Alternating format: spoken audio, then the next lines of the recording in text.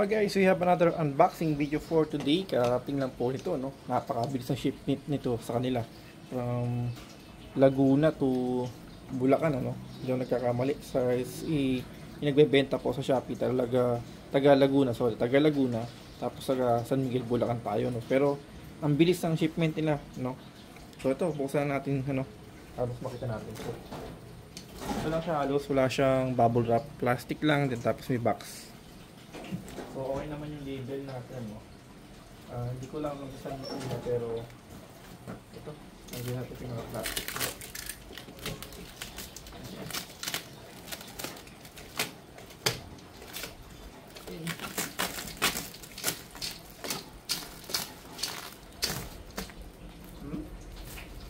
Bakit niya mo? May siya ng China.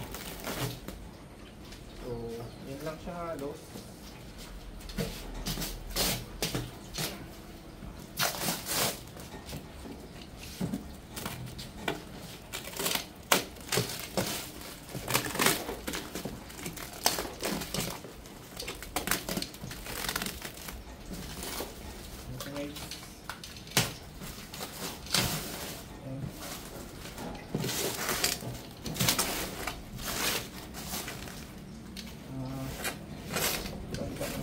Siguro sa ilalim, sa ibabaw.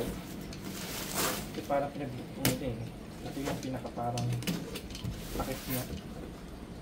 Pero check natin din. So, ano, mukhang tama naman.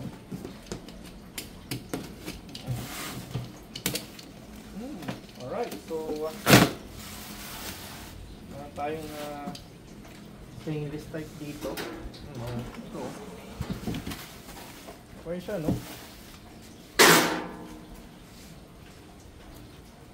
Paano ba ano ito? Siguro yung ipaan niya.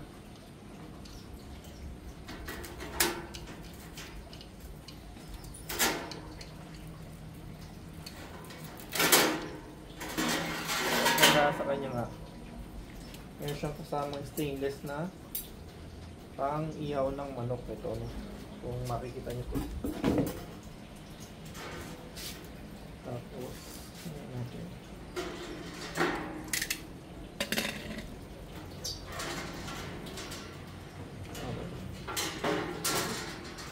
So dito siya. So kung lalapat natin, kita naman agad kung ano yung pinakamagiging parang ibabaw niya. Ito yun, syempre. Yun siya. Tapos papatong lang siguro dito siya.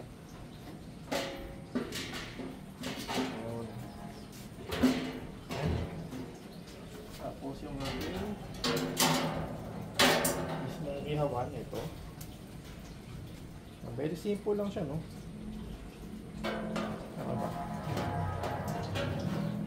Yun. So, kung mayroon pa siyang pinaka parang daddaran ng ano. Sorry, medyo maingay, magaspang. Ito po siya. Ito sa manok to, no? Chicken. Okay, so parang tutusok lang siya dito. Wala.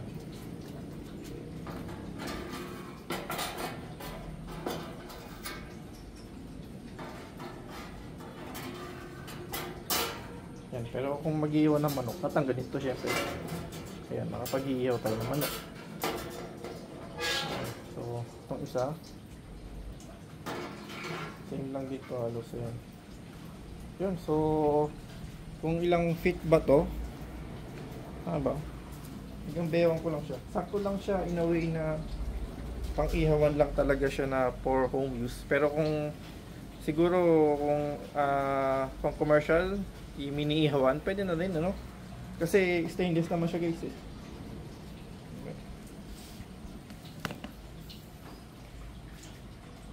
Tapos pala, ang ano ko dito, so since yung uling natin, yan na siya talaga.